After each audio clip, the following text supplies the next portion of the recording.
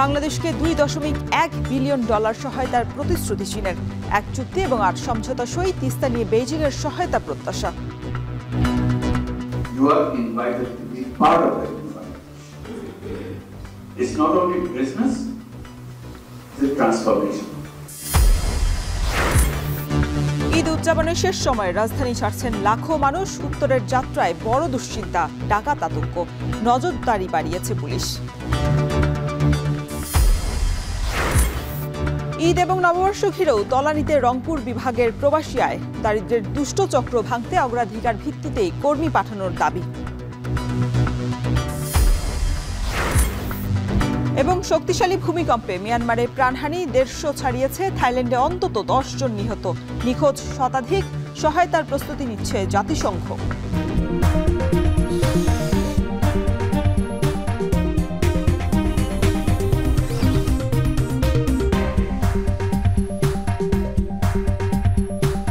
স্বাগত এখন সকালে, সঙ্গে আছি আমি শরীফ রওশন। বাংলাদেশকে $2.1 বিলিয়ন সহায়তার প্রতিশ্রুতি দিল চীন। দেশটির প্রেসিডেন্ট শি জিনপিং এর সঙ্গে প্রধান উপদেষ্টা ডক্টর মোহাম্মদ ইউনুসের সঙ্গে দ্বিপাক্ষিক বৈঠক সহ ব্যবসায়িক সংলাপের পরে এমন তথ্য দিয়েছেন প্রেস উইং। এর আগে দুদেশের মধ্যে একটি চুক্তি এবং 8টি সমঝোতা সই হয়েছে। এছাড়া দেশটির পানি সম্পদ মন্ত্রীর সঙ্গেও বৈঠকে তিস্তা নিয়ে বেইজিংয়ের সহায়তা চান প্রধান উপদেষ্টা। নদী ব্যবস্থাপনা নিয়েও 50 বছরের মহাপরিকল্পনার আহ্বান জানান তিনি। বেজিং থেকে আরও জানাচ্ছেন বেলায়েত হোসেন। ঢাকা বেজিং সম্পর্কের এক নতুন অধ্যায় রচিত হলো প্রধান উপদেষ্টার এই চীন সফর থেকে। বিশ্বের অন্যতম অর্থনীতির প্রভাবশালী এই দেশ বাংলাদেশকে প্রতিশ্রুতি দিয়েছে বিশাল অঙ্কের অর্থ সহায়তার। উঠে এসেছে তিস্তা সহ বাংলাদেশের নদী ব্যবস্থাপনায় দীর্ঘমেয়াদী এক মাস্টার প্ল্যানের আলোচনা। চুক্তি ও সমঝোতার স্মারকে স্থান পেয়েছে বাংলাদেশের সংস্কৃতি, গণমাধ্যম, স্বাস্থ্য, ক্রীড়া সহ নানা ইস্যু। বিনিয়োগের আশ্বাস এসেছে সরকারি বেসরকারি সহ নানা প্রতিষ্ঠান থেকে। প্রধান উপদেষ্টার এক বহুমাত্রিক সফর।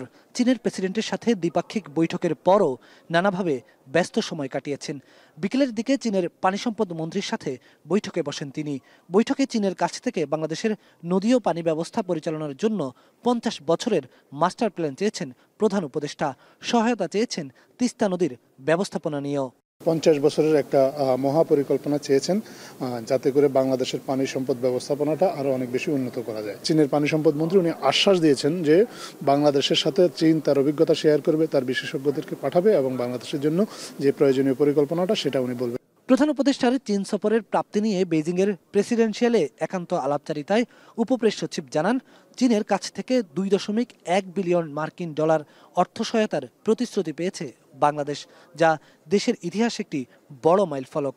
চীনের রাষ্ট্রপ্রধান অনেক আগ্রহ দেখিয়েছেন বাংলাদেশের বিনিয়োগের ব্যাপারে, বাংলাদেশের সাথে অর্থনৈতিক সহযোগিতা বৃদ্ধির ব্যাপারে, এবং $2.1 বিলিয়ন বিনিয়োগ, ঋণ এবং অনুদানের কমিটমেন্ট বাংলাদেশ পেয়েছে চীনের সরকারি বা বেসরকারি বিভিন্ন পর্যায় থেকে। দ্বিপাক্ষিক আলোচনায় বাংলাদেশ ও চীনের মধ্যে অর্থনৈতিক ও প্রযুক্তিগত সহযোগিতার বিষয়ে একটি চুক্তি এবং 8টি সমঝোতা স্মারক স্বাক্ষর হয়। সমঝোতা স্মারকগুলোর মধ্যে রয়েছে দুই দেশের কালজয়ী সাহিত্য ও শিল্পকর্মের অনুবাদ ও প্রকাশনা, সাংস্কৃতিক ঐতিহ্য বিনিময়, সংবাদ বিনিময়, ক্রীড়া এবং স্বাস্থ্য খাতে বিনিময় সহযোগিতা। একটা হচ্ছে একেবারেই চুক্তি, সেটা বিনিয়োগ সম্পর্কিত, বিনিয়োগ বৃদ্ধি সম্পর্কিত, আর বাকি 9টা হচ্ছে সমঝোতা স্মারক। এর মধ্যে মংলা বন্দরের সম্প্রসারণ আছে, আপনার সাংস্কৃতিক বিনিময় আছে, খেলাধুলার বিনিময় আছে, ইভেন গণমাধ্যম বা সাংস্কৃতিক ঐতিহ্যের যে বিষয়গুলো আছে ওগুলো নিয়েও কিন্তু সমঝোতা স্মারক স্বাক্ষরিত হয়েছে। এছাড়াও ঢাকা বেইজিং বিনিয়োগ আলোচনা, বিশেষায়িত অর্থনৈতিক অঞ্চল চালু, মোংলা বন্দরে আধুনিকীকরণ, রোবট ফিজিওথেরাপি ও পুনর্বাসন কেন্দ্র নির্মাণ এবং কার্ডিয়াক সার্জারি গাড়ি অনুদান নিয়ে সহযোগিতার আনুষ্ঠানিক ঘোষণা আসে দ্বিপক্ষীয় বৈঠক থেকে। বেলায়েত হোসেন, এখন বেইজিং, চীন। পরিবার পরিজনের সঙ্গে ঈদ উদযাপন করতে শেষ সময়ে রাজধানী ছাড়ছেন অনেকেই। এই যাত্রায় রেল এবং সড়ক পথে রয়েছে গ্রামে যাওয়া যাত্রীদের চাপ। ট্রেনে ঈদ যাত্রার খবর জানাতে কমলাপুর থেকে যুক্ত হচ্ছেন সহকর্মী আসিফ ইকবাল। রাজধানীর সাইদাবাদ বাস টার্মিনালে আছেন সহকর্মী মাঝার ইমন এবং টাঙ্গাইল বাস স্ট্যান্ড থেকে যুক্ত হচ্ছেন সহকর্মী কাউসার আহমেদ। তবে শুরুতেই আসিফ, আপনার কাছে জানতে চাই, রেল পথে যাত্রীদের চাপ কেমন দেখছেন এবং স্ট্যান্ডিং যে টিকিট আছে সেটা আসলে যাত্রীরা পাচ্ছেন কিনা এখন?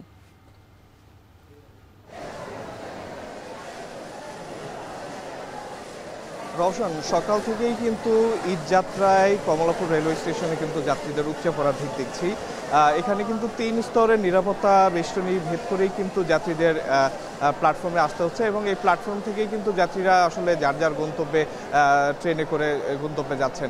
আমরা এখন পর্যন্ত যতটুকু জানতে পেরেছি কোনো ট্রেনের কিন্তু শিডিউল বিপর্যয়ের কোনো খবর আমরা পাইনি। সবগুলো ট্রেন কিন্তু সকাল থেকেই কিন্তু নিজের শিডিউল অনুযায়ী গেছে। আর যেটি বলছিলেন যে যাত্রীদের চাপ কেমন, যাত্রীদের চাপের কিন্তু আমরা দেখছি যে ট্রেনের ছাদ পর্যন্ত আমরা দেখতে পাচ্ছি যে যাত্রীতে কিন্তু ঠাসা। যদিও শেষ পর্যন্ত তারা ছাদে করে যেতে পারবেন কিনা সেটা কিন্তু এখনো জানা যাচ্ছে না, কারণ গতকাল আমরা দেখেছি যে ট্রেনের ছাদে করে যারা ভ্রমণ করছিলেন তাদের কিন্তু কর্তৃপক্ষ কিন্তু শেষ মুহূর্তে কিন্তু নামিয়ে দিয়েছিল। তো এখন পর্যন্ত আমরা যা দেখছি যে ট্রেন এই কমলাপুর রেল স্টেশনে কিন্তু যাত্রীদের উপচে পড়া ভিড় এবং সকাল থেকেই সবাই নিজ নিজ গন্তব্যে যাওয়ার জন্য কিন্তু রেলওয়ে স্টেশনে আসছেন। তাদেরকে কিন্তু প্রত্যেককেই 3 স্তরের যে নিরাপত্তা বেষ্টনী আছে সেখানে তিনবার করে টিকিট চেক করে কিন্তু তারপর তাদেরকে তাদের নির্ধারিত প্ল্যাটফর্মে নির্ধারিত ট্রেনে করে কিন্তু যেতে হচ্ছে। এখন পর্যন্ত আমরা যেটি দেখতে পাচ্ছি যে ট্রেনের কোনো শিডিউল বিপর্যয়ের ঘটনা ঘটেনি। গতকাল কিন্তু বেশ কিছু ট্রেনের কিছুটা শিডিউল বিপর্যয় ছিল, সেটি কিন্তু আজকে এখন পর্যন্ত আসলে দেখা যায়নি। প্রত্যেকটি ট্রেনেই কিন্তু নির্ধারিত সময়ে যাচ্ছে এবং এইখানে তেমন কোনো শিডিউলের বিপর্যয় কিন্তু আসলে দেখা যাচ্ছে না। আর যাত্রীরা এখন পর্যন্ত দেখা যাচ্ছে যে বেশ কয়েকটি ট্রেনেই আমরা দেখেছি যে যাত্রীরা ঠাসা, তারা কিন্তু ট্রেনের ছাদে করে যাওয়ার একটি চেষ্টা করছেন যারা আসলে শেষ পর্যন্ত অনলাইনে টিকিটটি সংগ্রহ করতে পারেননি তারা। কিন্তু কর্তৃপক্ষ বলছেন যে আসলে ট্রেনের ছাদে করে ভ্রমণ করার আসলে কোনো সুযোগ নেই। সেক্ষেত্রে হয়তো যারা ছাদে করে ভ্রমণ করতে চেষ্টা করছেন তারা হয়তো শেষ পর্যন্ত সেই ভ্রমণটি আসলে করতে পারবেন না। ঈদযাত্রায় যেটি রওশন সবসময় হয় যে কমলাপুর রেলওয়ে স্টেশন থেকে কিন্তু দেশের বিভিন্ন অঞ্চলে কিন্তু বড় অংশের একটি যাত্রী কিন্তু এখান থেকে কিন্তু ঢাকা থেকে দেশের বিভিন্ন অংশে আসলে যান এবং প্রিয়জনের সাথে আসলে ঈদটি উদযাপন করার চেষ্টা করেন। সেই হিসেবে কিন্তু প্রত্যেক বছরেই কমলাপুর রেলওয়ে স্টেশনে এই যে যাত্রীদের একটি ভিড় সেটি কিন্তু পরিলক্ষিত হয়, কিন্তু অন্যান্য সময়ের চেয়ে অন্যান্য বারের চেয়ে এবারের ঈদযাত্রাটি তুলনামূলক স্বস্তিদায়ক বলে মন্তব্য করছেন যাত্রীরা। তারা বলছেন যে অন্যান্য সময় যে ধরনের অব্যবস্থাপনা বা অন্যান্য সমস্যাগুলোর মুখে তারা পড়েন, এবার কিন্তু সেই অব্যবস্থাপনা বা অন্যান্য সমস্যা তারা দেখছেন না এবং তারা স্বস্তিতেই কিন্তু আসলে তাদের ভ্রমণটি করতে পারছেন। সেই হিসেবে অন্যান্য অনেকবারের তুলনায় যদি বিবেচনা করা হয় এবারের ঈদযাত্রা, বিশেষ করে রেলের ঈদযাত্রা কিন্তু অনেকটাই স্বাচ্ছন্দ্য সাথে করতে পারছেন যাত্রীরা এবং এখান থেকে তারা প্রিয়জনের সাথে ঈদ উদযাপন করতে কিন্তু নারীর টানে কিন্তু ঢাকা ছাড়তে পারছেন। তো রাজধানীর সায়দাবাদ বাস টার্মিনালে আছেন আমাদের সহকর্মী মাঝার ইমন। আমরা সেখানকার ঈদযাত্রার খবর জানতে চাই। ইমন।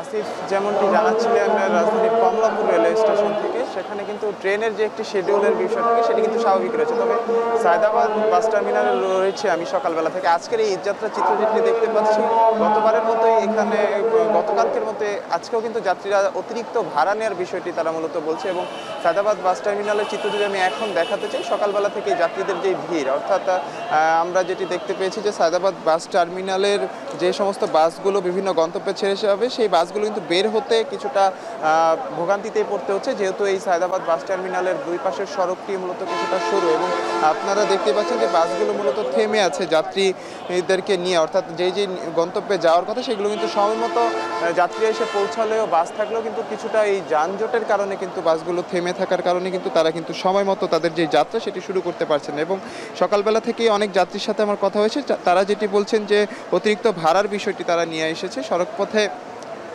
স্বাভাবিক সময় অর্থাৎ ঈদের আগে যেই ভাড়া 600 থেকে 800 টাকা থাকে সেই ভাড়া কিন্তু এখন 1000 থেকে 1200, কোথাও 1500 টাকা নিচ্ছে। এবং এই সায়দাবাদ বাস টার্মিনালটি অত্যন্ত গুরুত্বপূর্ণ একটি বাস টার্মিনাল রাজধানীবাসীর জন্য, যারা বিভিন্ন দূরের গন্তব্যে যায়, বিশেষ করে দেশের দক্ষিণাঞ্চল, দক্ষিণ পূর্বাঞ্চলের মানুষগুলো যাতায়াত করে। আমরা সকালবেলা থেকেই দেখেছি বরিশাল, ভোলা, ঝালকাঠি এই সমস্ত অঞ্চলের মানুষও যাচ্ছে পদ্মা সেতু হয়ে। পাশাপাশি কিন্তু এখানে চট্টগ্রাম রয়েছে, কুমিল্লা, নরসিংদী, ব্রাহ্মণবাড়িয়া এই সমস্ত সমস্ত অঞ্চলের মানুষও যাচ্ছে। অর্থাৎ এই সায়দাবাদ বাস টার্মিনাল দিয়ে যেহেতু দুইটি পথে ঢাকা চট্টগ্রাম মহাসড়ক এবং ঢাকা সিলেট মহাসড়কেরও যোগসূত্র রয়েছে, সেক্ষেত্রে রাজধানীবাসী যারা রাজধানী ছাড়ছেন তাদের কিন্তু এক ধরনের ভোগান্তিতেই পড়ছেন মূলত এই বাস টার্মিনালটি ত্যাগ করার ক্ষেত্রে। যেহেতু বলছিলাম যে বাস টার্মিনালে বাস থাকার শর্তে এবং যাত্রীরা আসার পরেও মূলত সঠিক সময় বাস ছাড়ার যে বিষয়টি সেটি কিন্তু অনেক ক্ষেত্রেই মানতে পারছেন না যারা রয়েছেন। এবং আপনারা দেখতেই পাচ্ছেন যে অনেক যাত্রী কিন্তু যেহেতু বাস টার্মিনালে যাত্রীরা আসছেন, মূলত অনেকে আসার ক্ষেত্রে কিন্তু ভোগান্তিতে পড়ছেন। অনেকেই আমরা দেখেছি যে তাদের যেই অটো রিক্সা রয়েছে বা মোটরসাইকেল রয়েছে সেখান থেকে নেমেই তারা হেঁটে হেঁটে কিন্তু বাস টার্মিনালে আসছেন এবং তাদের যেই বাস রয়েছে ঠিক করা সেই বাসে উঠছেন। এবং অনেকে আমরা দেখেছি দরদাম করে আজকে যারা টিকিট কিনছেন, এরকমও চিত্র কিন্তু দেখা গিয়েছে এই সায়দাবাদ বাস টার্মিনাল। আমি যদি এক কথায় বলতে চাই, আজকে সকালবেলার এখন পর্যন্ত যে চিত্র দেখেছি যে যাত্রীদের চাপ রয়েছে এবং যেই সমস্ত যাত্রীরা আজকেও টিকিট কিনছেন সেক্ষেত্রে অতিরিক্ত দাম দিয়ে মূলত তাদের টিকিট কিনতে হচ্ছে। এই ছিল মূলত আজকের ঈদযাত্রা সকালের চিত্র। রাজধানীর এই সায়দাবাদ বাস টার্মিনাল থেকে চলে যেতে যাচ্ছি টাঙ্গাইলে, সেখানে এই ঈদযাত্রার খবর রাখছেন আরেক সহকর্মী। জেলার বিক্রমহাটি এলাকায় আমার পেছনে যে মহাসড়কটি দেখতে পাচ্ছেন, এটি দিয়ে উত্তর পশ্চিমাঞ্চল সহ আশেপাশের অন্তত 23 জেলার যানবাহন এই মহাসড়ক দিয়ে যাতায়াত করে থাকে। আমি লক্ষ্য করেছি যে গত রাতের তুলনায় ভোর থেকে এই মহাসড়কে যানবাহনের চাপ অনেকটাই কমে গিয়েছে। তবে বাস বা গণপরিবহনের চেয়ে ব্যক্তিগত যানবাহন মোটরসাইকেলের সংখ্যা বেশি। তবে গণপরিবহন বা বাস না পেয়ে অনেক যাত্রী বিভিন্ন স্ট্যান্ডে অপেক্ষা করছে। তারা বলছেন কেউ কেউ আধা ঘন্টা থেকে 1 ঘন্টা পর্যন্ত অপেক্ষা করছেন বাসের জন্য, তারা পাচ্ছেন না। তারপরেও 2-1টি বাস যা পাচ্ছে তাদের কাছ থেকে 2 থেকে 3 গুণ ভাড়া বেশি নেওয়া হচ্ছে। তারা বলছেন আগে সিরাজগঞ্জের ভাড়া 50 থেকে 100 টাকা নেওয়া হলো, আজকে তাদের কাছ থেকে 2 থেকে 250 টাকা বেশি ভাড়া নেওয়া হচ্ছে। এরকম কিন্তু প্রত্যেকটা জেলারই ভাড়া বৃদ্ধি নিচ্ছে উত্তরাঞ্চলের, এমনটি অভিযোগ করেছেন ঘরমুখ মানুষ। তারা বলছেন যে ঈদযাত্রাকে ঘিরে তারা প্রিয়জনদের সাথে ঈদ করতে বাড়ি যাচ্ছেন, কিন্তু এই অতিরিক্ত ভাড়া আদায় করার কারণে তারা বিপাকে পড়েছেন। তবে তারা বলছেন যে এ বিষয়ে যদি প্রশাসন বা সংশ্লিষ্ট কর্তৃপক্ষ যদি ব্যবস্থা গ্রহণ করতো তাহলে তাদের অনেকটাই উপকার হতো। এদিকে টাঙ্গাইলের জেলা প্রশাসন ও পুলিশ সুপার গতকাল এই মহাসড়ক পরিদর্শন করেছে। আমরা তাদের কাছে প্রশ্ন করেছিলাম যে যারা অতিরিক্ত ভাড়া আদায় করছে এই বিষয়ে তারা প্রয়োজনীয় পদক্ষেপ গ্রহণ করবেন কিনা। জেলা প্রশাসক ও পুলিশ সুপার জানিয়েছেন যে তাদের কাছে যদি কেউ অভিযোগ করেন তাহলে তারা এই বিষয়ে ব্যবস্থা গ্রহণ করবেন। তবে যাত্রীরা বলছেন যে তারা জেলা প্রশাসক ও পুলিশ সুপারকে এই মহাসড়কের থেকে কিভাবে যোগাযোগ করবেন এই বিষয়টি তারা অবগত না। আর এদিকে জেলা প্রশাসনের পক্ষ থেকে দাবি করা হচ্ছে যে মহাসড়কের গুরুত্বপূর্ণ পয়েন্টে এক্সিকিউটিভ ম্যাজিস্ট্রেট সহ প্রশাসনিক কর্মকর্তারা দায়িত্ব পালন করছেন। তবে আমরা এক্সিকিউটিভ ম্যাজিস্ট্রেট বা প্রশাসনের কোনো কর্মকর্তাকে এই মহাসড়কে আমরা দেখিনি, যে কারণে এই সুযোগে কিন্তু অতিরিক্ত ভাড়া আদায় করছে বলে জানিয়েছেন এই ঈদে ঘর ফেরা মানুষরা। আর এদিকে গত রাত 12টা পর্যন্ত গত 24 ঘন্টায় যমুনা সেতুতে প্রায় 48,300 অধিক যানবাহন পারাপার হয়েছে। এতে টোল আদায় হয়েছে 3,38,00,000 টাকার উপরে। তো এই ছিল আমার কাছে ঈদ যাত্রার সবশেষ তথ্য। সড়ক এবং রেলপথে ঈদযাত্রার খবর জানাতে আমাদের সাথে যুক্ত ছিলেন সহকর্মীরা। এদিকে যাত্রী এবং যানবাহনের চাপ নেই দেশের দক্ষিণ পশ্চিমাঞ্চলের 21 জেলার প্রবেশদ্বার পাটুরিয়া দৌলতদিয়া নৌ রুটে।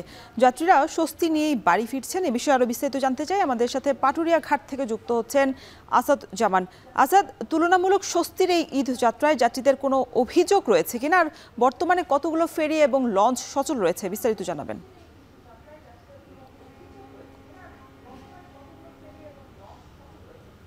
রোশন, আপনি যেমনটি বলছিলেন, আমি এখন রয়েছি মানিকগঞ্জের পাটুরিয়া ঘাটের 3 নম্বর ফেরিঘাট এলাকা।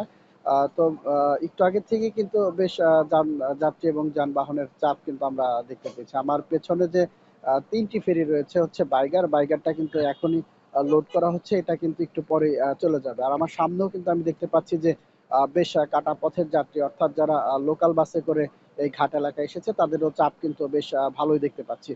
তো কিন্তু তাদের সাথে কথা বলেছি, তারা একটাই অভিযোগ করেছে যে যারা ঢাকা, আশুলিয়া, বাইপেল, সাভার থেকে এসেছে তাদের কিন্তু যে স্বাভাবিক সময়ের যে ভাড়া সেটা কিন্তু তুলনামূলকভাবে কিছুটা বেশি নিয়েছে বলে তারা অভিযোগ করছে। এছাড়া কিন্তু তাদের অন্য কোনো অভিযোগ নেই।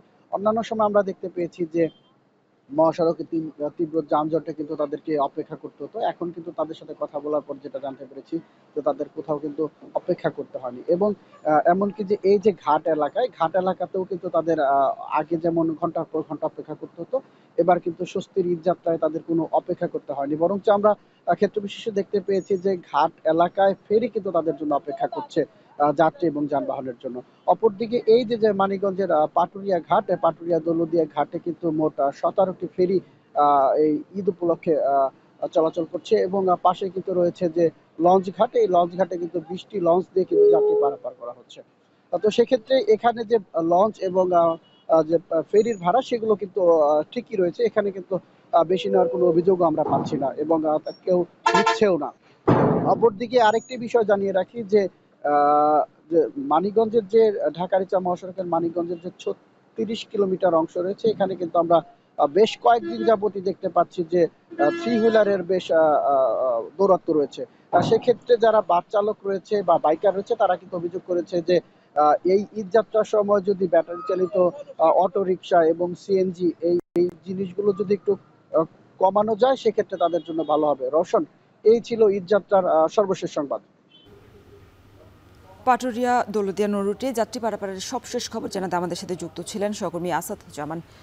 এদিকে উত্তরের মানুষের ঈদ যাত্রা এবার যানজটের চেয়েও বড় দুশ্চিন্তা মহাসড়কের ডাকাত আতঙ্ক। গেল 2 মাসে যমুনা সেতুর পশ্চিম মহাসড়ক এবং সিরাজগঞ্জের মহাসড়কে বেশ কিছু ডাকাতির ঘটনায় উদ্বিগ্ন যাত্রী এবং পরিবহন চালকরা।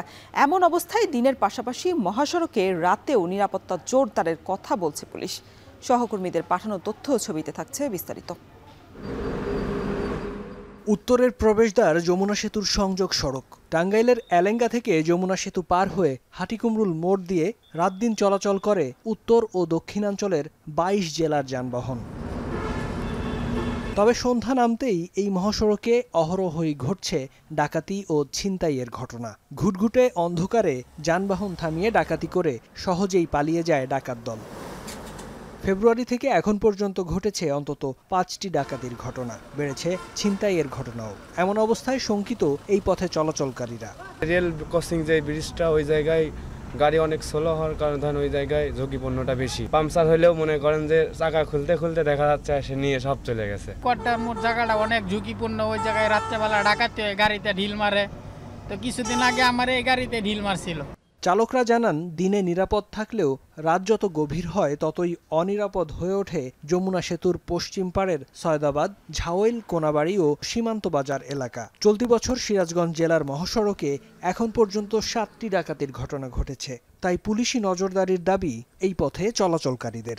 পুলিশের তৎপরতাটা বেশি থাকলে ভালো হয়। আর সবচেয়ে বেশি ঝুঁকিপূর্ণ মনে হয় এলাঙ্গা থেকে যখন আমরা যমুনা ব্রিজ না পাই। আমাদের থানা থেকে হচ্ছে নলকা পর্যন্ত 17 কিলোমিটার, এর ভিতরে 4টা টহল পার্টি থাকে, প্লাস আমার গাড়িও ডিউটি করে, মানে হচ্ছে 5টা গাড়ি ডিউটি করে। আমি বিশ্বাস করি যে আমার এখান দিয়ে যারা যাবে তারা নিরাপদেই যাবে।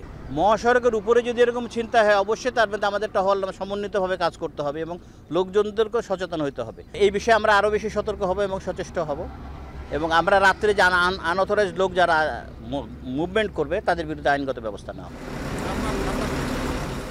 এদিকে ঈদযাত্রা নির্বিঘ্ন করতে এবারই প্রথম মহাসড়কে যাত্রীবাহী বাস ও যাত্রীদের ভিডিও সংরক্ষণ করছে নাটোর জেলা পুলিশ। এতে অপরাধী শনাক্ত করা সহজ হওয়ার পাশাপাশি মহাসড়ক নিরাপদ হবে বলে মনে করছেন তারা।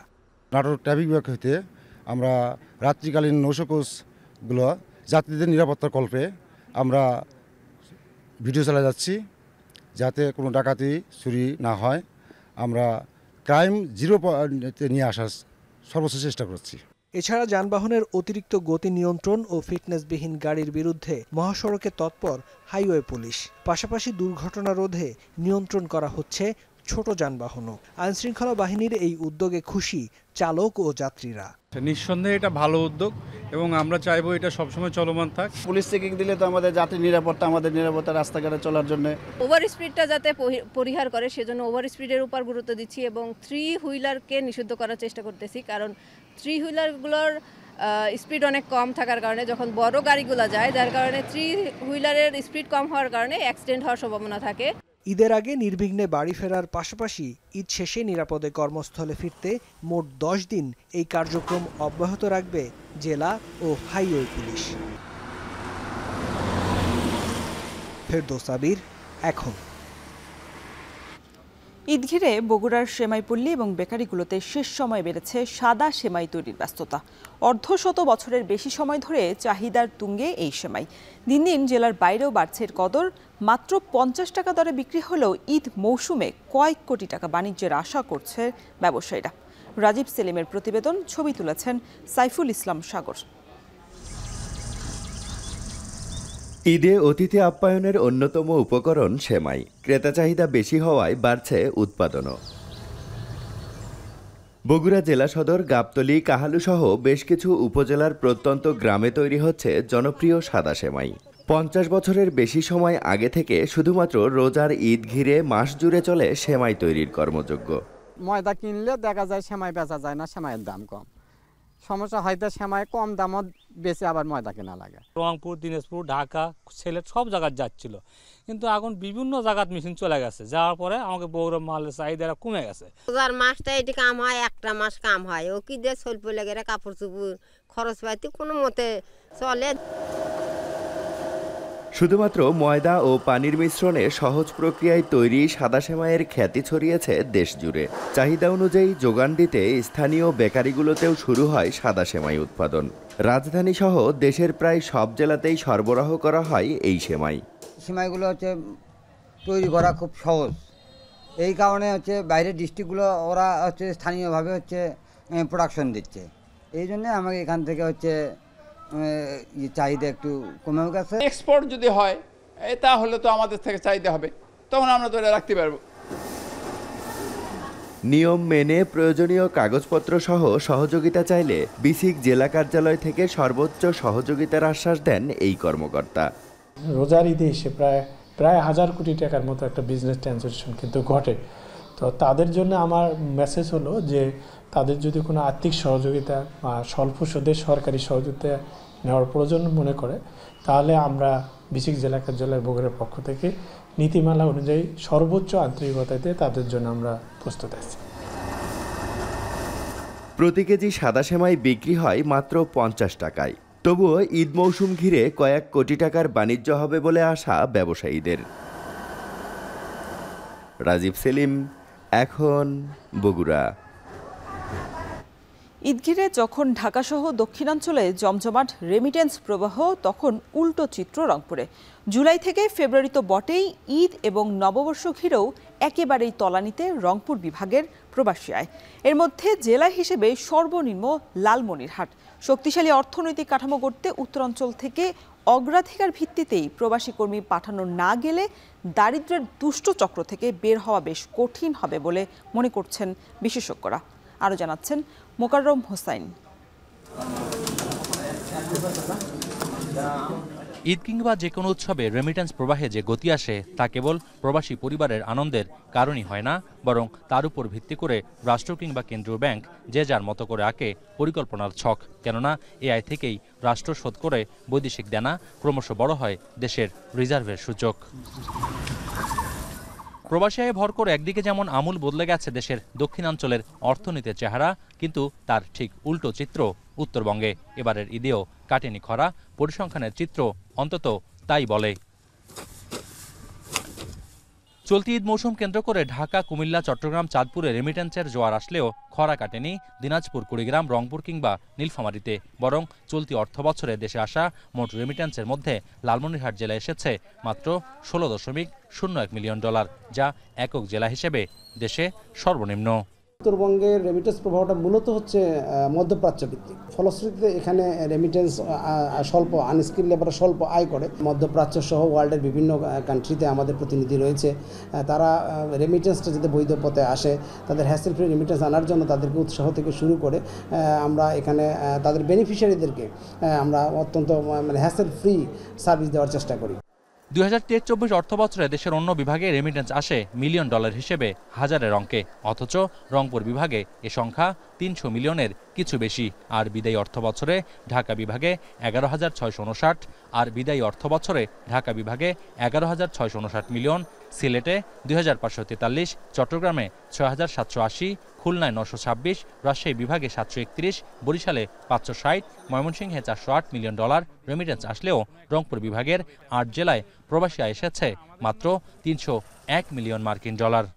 যদি সরকারিভাবে গভর্নমেন্ট টু গভর্নমেন্ট বিভিন্ন শ্রমবাজার আমরা খুঁজে বের করে ওখানে লোক পাঠানোর ব্যবস্থা করতে পারি, তাহলে সেক্ষেত্রে সরকার পিছিয়ে পড়া যেখানে রেমিটেন্স কম আসতেছে এবং বেকার সমস্যা বেশি, ওইসব এলাকাকে অগ্রাধিকার ভিত্তিতে ওইসব এলাকা থেকে লোক পাঠানোর মাধ্যমে তাহলে এই সমস্যাটা সমাধান করা যায়। তাহলে এখান থেকে মানুষজন বেশি গেল, পাশাপাশি এখানে যে রেমিটেন্সের প্রবাহ এটা বৃদ্ধি পেল।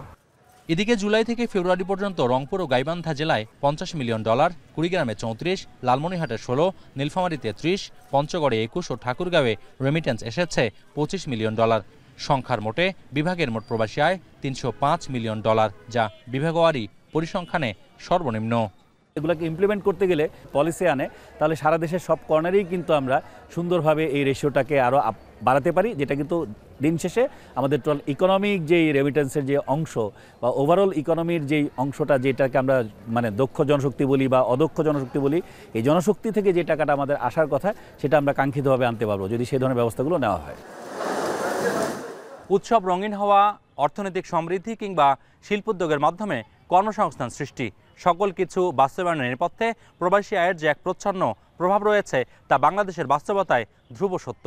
55 বছর বয়সী বাংলাদেশের উত্তর কিংবা দক্ষিণের বৃত্তের যে বিভাজন তা ভাঙতে উত্তরাঞ্চল থেকে বৈদেশিক কর্মসংস্থানের যে গতি আনার কার্যকর উদ্যোগ দরকার তা সহজনীয়। তবে এজন্য কেবল রাষ্ট্রীয় উদ্যোগ যথেষ্ট নয়, দরকার এই অঞ্চলের মানুষের সদিচ্ছাও। মোকাররম হোসাইন, এখন রংপুর। বান্দরবানে স্থানীয় সরকার প্রকৌশল বিভাগের সড়ক নির্মাণ কাজে ব্যাপক অনিয়মের অভিযোগ উঠেছে।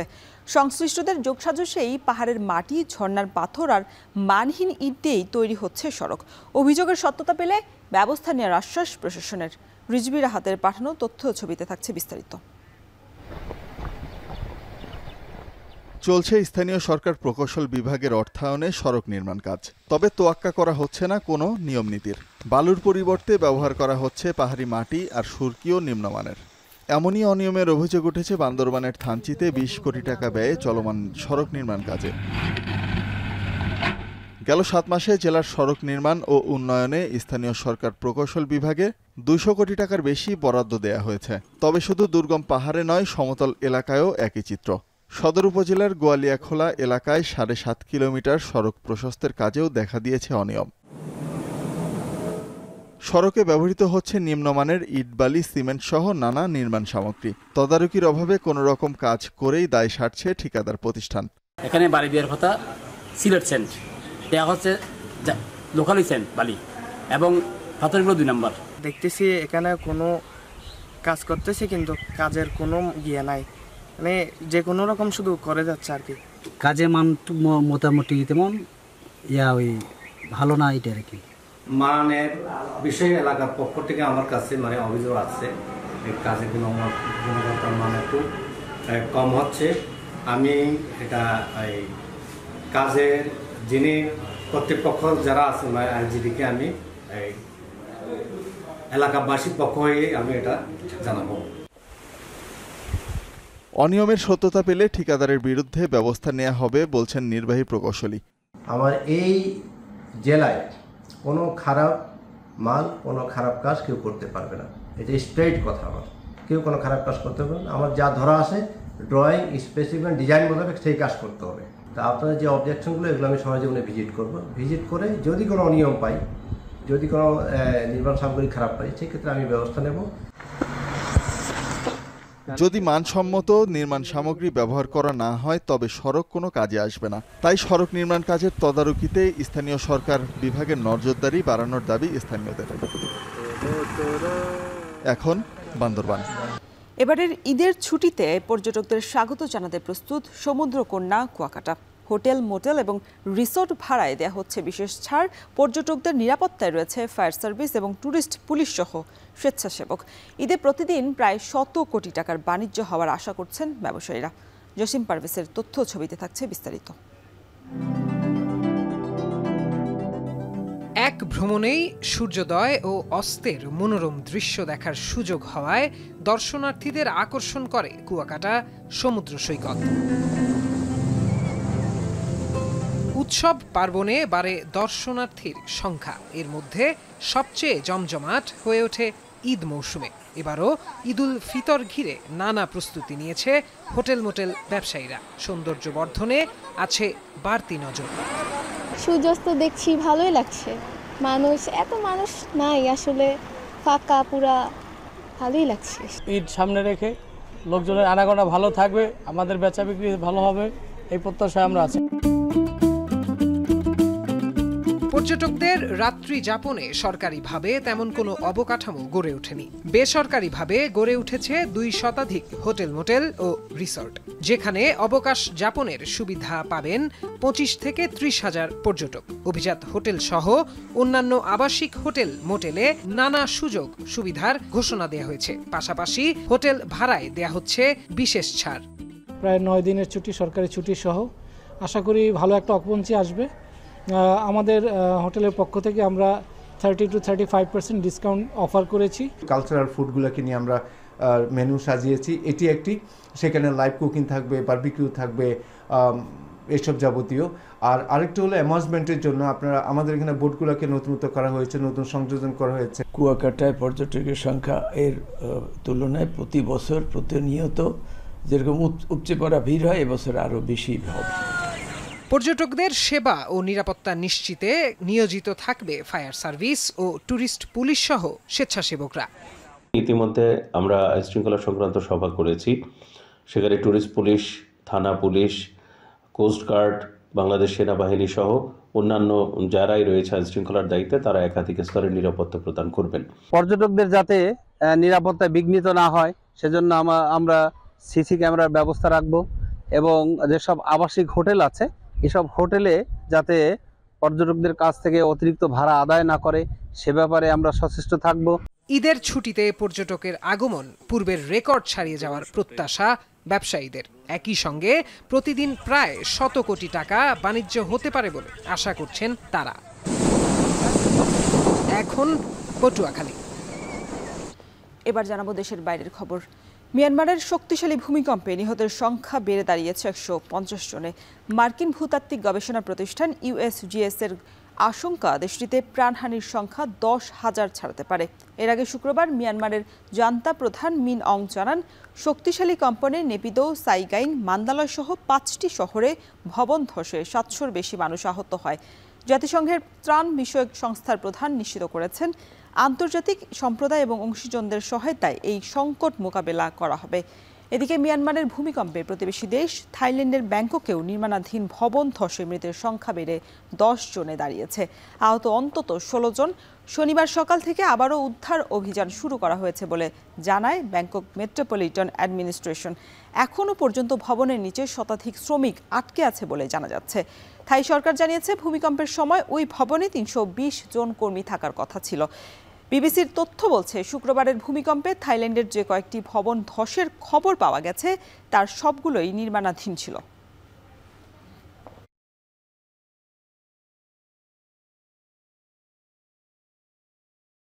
ঈদের আগে সংযুক্ত আরব আমিরাতে ব্যস্ত সময় পার করছেন তৈরি পোশাক কারখানার কারিগররা। প্রতিষ্ঠান মালিকরা বলছেন, ব্যস্ততার সাথে বাড়ে প্রবাসে দেশীয় শ্রমিকের চাহিদাও, কিন্তু ভিসা জটিলতার কারণে যথেষ্ট পরিমাণে দেশীয় শ্রমিক নিয়োগ দিতে পারছেন না তারা। মিশন বলছে, ভিসা জটিলতা নিরসনে একযোগে কাজ করছে পররাষ্ট্র মন্ত্রণালয় এবং দূতাবাস। বিস্তারিত জানাচ্ছেন কামরুল হাসান জনি। তৈরি পোশাকের সারি সারি দোকান, পাইকারি দোকানের সংখ্যাই প্রায় 500। অধিকাংশ দোকান বাংলাদেশি মালিকানাধীন। সংযুক্ত আরব আমিরাতের আজমানে এই বাজারটি পরিচিত বাঙালি মার্কেট নামে। আরব আমিরাতে বাংলাদেশের তৈরি পোশাকের অন্যতম বড় বাজারও এই বাঙালি মার্কেট। এখান থেকে বিশ্বের নানা দেশে রপ্তানির সুযোগ থাকায় বছর জুড়ে ব্যস্ত থাকেন ব্যবসায়ীরা। ঈদের আগে রমজানের শেষ সপ্তাহে কারিগরদের ব্যস্ততা আরও বাড়ে। ব্যবসায়ীরা বলছেন, ব্যস্ততা বাড়লে প্রকট হয় জনবল সংকট, আর দেশীয় লোকবল নিয়োগে বড় বাধা বাংলাদেশি শ্রমিকদের ভিসা জটিলতা। আমরা যে সংকটে আছি এখন সবচেয়ে প্রবলেমে আছি হলো বাংলাদেশের ভিসাটা বন্ধ থাকার কারণে। আর এই জায়গায় যে লোকগুলো আছে এখন নতুন করে যে ইমেজটি শেষ হওয়ার পরে ভিসা লাগানো হয়েছে, এখন দেখা যাচ্ছে যে তার ভিসা ঠিকই আছে কিন্তু আমি কাজে রাখতে পারতেছি না, এটা ফাইন দিচ্ছে এই দেশে। এটা ওই টাইমই বলে দিয়েছে যে কোনো লাইসেন্সের লোক যদি আরেক লাইসেন্সে কাজ করে তাহলে ফাইন দিবে। বাইরের অর্ডারগুলো আমরা এখানে পাই, এগুলো আমরা যত টাইমে এই লোকবলের কারণে, আমরা জনবলের কারণে আমরা ঠিক মতন তাদেরকে আমরা ডেলিভারিগুলো আমরা পৌঁছতে পারি না। ভিসা প্রক্রিয়ার সাথে যুক্ত প্রতিষ্ঠানগুলো বলছে শিক্ষাগত সনদ দেওয়ার শর্তে ভিসা পাচ্ছেন বাংলাদেশিরা, কিন্তু শ্রমজীবী সহ অন্যান্য ভিসা প্রদান অনিয়মিত আরব আমিরাতে। অনেকে আছে প্রতারক করে মানুষের কাছ থেকে টাকা নিয়ে যে আমি আপনাকে লেবার ভিসা দিয়ে দিব, আউটসাইড কান্ট্রি ভিসা দিয়ে দিব। আসলে আউটসাইড কোনো কান্ট্রি ভিসা এখন ইস্যু হচ্ছে না। দুবাইয়ের বাংলাদেশ মিশন জানায় ভিসা জটিলতার মতো সমস্যাগুলো ধাপে ধাপে সমাধানে একযোগে কাজ করছে পররাষ্ট্র মন্ত্রণালয় ও দূতাবাস।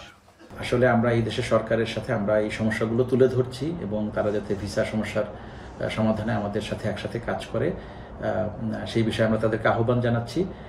আমরা যেটা করতে চাচ্ছি এবং বিশেষ করে আমাদের মাননীয় রাষ্ট্রদূত মহোদয় আছেন, উনি এই বিষয়ে দেখভাল করছেন যে আমরা সমস্যাগুলো ধাপে ধাপে উত্তরণের চেষ্টা করছি।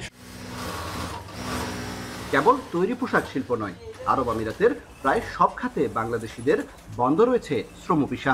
দেশীয় শ্রমিক সংকটের জেরে বাংলাদেশি মালিকানাধীন প্রতিষ্ঠানগুলো চলছে ভিনদেশি শ্রমজীবীদের কাজ দিয়েই। ফলে আয়ের উপর লভ্যাংশের বড় অংশ হাতছাড়া হচ্ছে প্রতিষ্ঠান মালিকদের।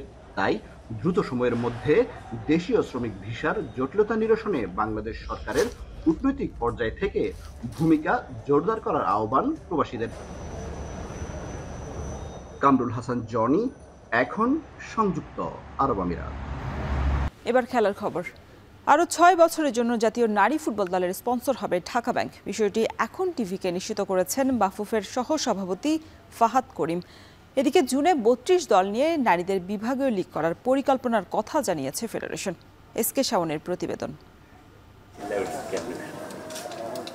তাবিতাওয়াল নেতৃত্বাধীন বাফুফে কমিটির বয়স প্রায় 5 মাস। এর মধ্যে কিট স্পন্সর ছাড়াও জাতীয় পুরুষ ফুটবল দলের জন্য পৃষ্ঠপোষক পেয়েছে ফেডারেশন। এবার নারী ফুটবলের স্পন্সর প্রসঙ্গে সুখবর দিল বাফুফে। সংস্থাটির সহসভাপতি জানালেন আবারও স্পন্সর হতে যাচ্ছে ঢাকা ব্যাংক। মেয়েদের পার্টনার ছিল, দীর্ঘদিন ধরে ছিল, 6 বছর একটা পার্টনার ছিল। সো সেটাকে আমরা রিনিউয়াল করছি, ওটাও চূড়ান্তই বলতে পারেন। ওটাও আমরা ঈদের পরে অফিসিয়াল অ্যানাউন্সমেন্ট করবো ফর অ্যানাদার 6 ইয়ার্স, আরও 6 বছরের জন্য মেয়েদের জাতীয় দলের জন্য। কাজী সালাউদ্দিন আমলে নারীদের ফুটবল লীগ ছিল অনিয়মিত। বাফুফের বর্তমান কমিটির আমলেও চলতি বছর লীগের দিনক্ষণ ঠিক হয়নি। তবে জুন মাসে নারীদের নিয়ে বিভাগীয় লীগ আয়োজনের পরিকল্পনা করছে ফেডারেশন, যেখানে দল থাকবে 32টি। এটা আমাদের যে প্রাথমিক প্ল্যান, আমরা 8টা বিভাগে, প্রতিটি বিভাগে 4টি ক্লাব থাকবে, জেলা নয় কিন্তু 4টি ক্লাব। So 32 clubs. এই 8টা ডিভিশনের ভেন্যুগুলিতে তারা নিজেরা প্রত্যেকজন 2টো করে খেলা খেলবে, অর্থাৎ 6টি করে খেলা হবে। প্রত্যেকটা টিম 3টা 6টা করে খেলবে। সো এই খেলাগুলি হওয়ার পরে 8টা ডিভিশনাল চ্যাম্পিয়ন হবে, যাদেরকে নিয়ে আমরা একটা কমন ভেন্যুতে নিয়ে আসবো। It can be anywhere, it can be Nilphamari, it can be Rajshahi, Chittagong, Dhaka. So সেখানে এসে ওদের মধ্যে কোয়ার্টার ফাইনাল হবে, সেমিফাইনাল হবে, ফাইনাল হবে। সো এটা ইচ্ছা আছে আমাদের অ্যাটলিস্ট 2 to 3 months লং একটা স্প্যান নিয়ে, 3 মাস প্ল্যান আছে প্রাইমারি আমাদের। বিভাগীয় লিগে অবশ্য জাতীয় দলের খেলোয়াড়রা থাকছেন না, তা প্রায় নিশ্চিত। কারণ হিসেবে বাফুফে কর্তা বলছেন আন্তর্জাতিক ব্যস্ততার কথা। আপনি জানেন ন্যাশনাল ওমেন্স টিম ক্যালেন্ডার সম্পূর্ণ পূর্ণ। সো ওখানে চ্যালেঞ্জ, এইটাকে আসলে আমরা মূলত ইউজ করতে চাই আমাদের মেয়েদের ট্যালেন্ট হান্টের জন্য। আগামী 23 জুন থেকে 5 জুলাই পর্যন্ত অনুষ্ঠিত হবে এএফসি নারী এশিয়ান কাপ বাছাই। ইতোমধ্যে বাংলাদেশ নারী ফুটবল দলের প্রতিপক্ষ চূড়ান্ত হয়েছে। স্বাগতিক মিয়ানমার ছাড়াও বাংলাদেশকে লড়তে হবে বাহরাইন ও তুর্কমেনিস্তানের সাথে। গুরুত্বপূর্ণ এই ম্যাচগুলোকে সামনে রেখে ঈদের পর ক্যাম্প শুরু হবে সাবজয়ীদের। এসকে শাওন, এখন Dhaka. Pakistan super league PSL খেলতে ছাড়পত্র পেয়েছেন জাতীয় দলের 3 ক্রিকেটার লিটন দাস, নাহিদ রানা এবং রিশাদ হোসেন। তবে পুরো লিগের জন্য ছাড়পত্র পেয়েছেন লিটন এবং রিশাদ। ওয়ার্কলোড এবং জিম্বাবুয়ে টেস্টের কথা মাথায় রেখে আংশিক ছাড়পত্র দেওয়া হয়েছে নাহিদ রানাকে। বিষয়টি নিশ্চিত করেছেন বিসিবির ক্রিকেট পরিচালনা বিভাগের ইনচার্জ শাহরিয়ার নাফিস। গেল 24 মার্চ 3 ক্রিকেটারের হাতেই ছাড়পত্র দেওয়া হয়েছে বাংলাদেশ ক্রিকেট বোর্ডের পক্ষ থেকে।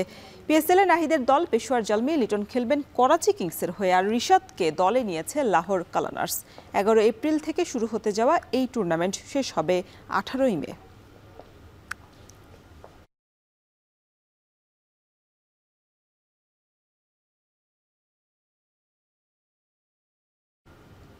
এখন সকাল শেষ করার আগে শিরোনামগুলো আরও একবার।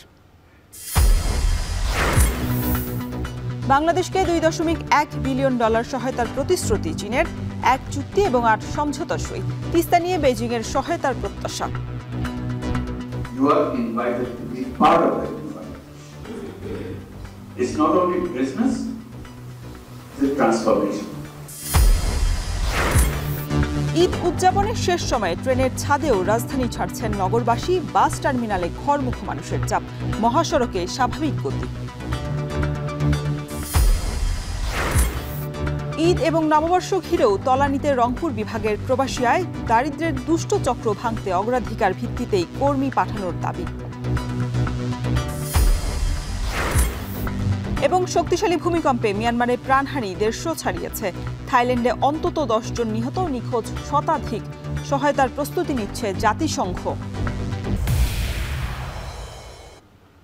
এই ছিল এখন সকালের আয়োজনে। এখন টেলিভিশন ওয়েবসাইটে দেখতে ভিজিট করুন www.ekhon.tv। এছাড়া ফেসবুকে দেখতে ভিজিট করুন facebook.com/tv.ekhon এবং ইউটিউবে দেখতে ভিজিট করুন youtube.com/c/ekhon tv।